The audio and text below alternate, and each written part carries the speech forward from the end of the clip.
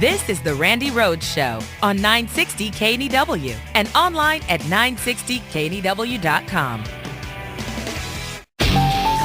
Hey there, Republicans. It's us, your old friends at Republican Rehab. Let's take a minute and talk about relationships, huh? Because we sense you're getting close to making a commitment. Now, you have a history of involving yourself in unhealthy relationships that bring out your worst tendencies. Remember your last long-term relationship?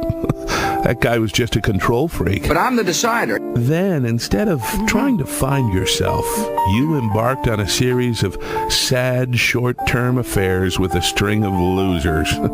Some of them you couldn't even trust with your children. What if they became assistant janitors and their job was to mop the floor and clean the bathroom? So you settled for a guy who promised you everything you ever dreamed of. I was a severely conservative Republican governor. But now you find out that he's been out trying to seduce others with a whole different line of talk. I believe, as the president indicated, you and I agreed, I believe. I want to underscore the same point the president made. I couldn't agree more about going forward. The best you can hope for is he's lying. You don't need to be treated like this.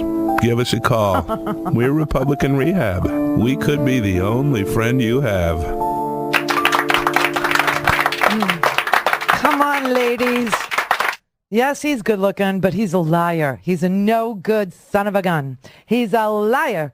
Yeah. Well, you know what? Obama called him something today. This is amazing. I don't know. I don't know what made him say this, but he was sitting for an interview at Rolling Stone. And the story by Douglas Brinkley goes a little something like this. He said, "We arrived at the Oval Office for our 45-minute interview on the morning of October 11th. As we left the Oval Office, executive editor Eric Bates told Obama that he had asked his 6-year-old if there was anything she wanted him to say to the president. And she said, 'Tell him you can do it.' Obama grinned and said, 'You know, kids have good instincts. They look at the other guy and they say, well, that's a bull.' I can't say it. That's a bull crapper, except he said it.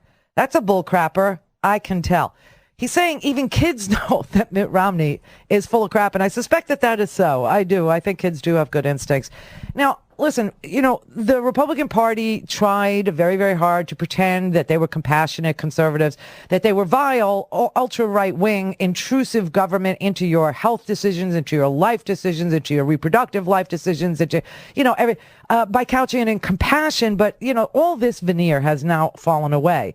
And so another week goes by and you have another offensive comment about women. You have another offensive comment about rape.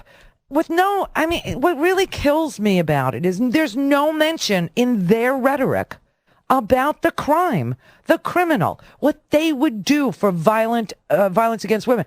And in fact, the reason is clear, and that's because Joe Biden, who is the author of the Violence Against Women Act, does not have Republican support on the Violence Against Women Act.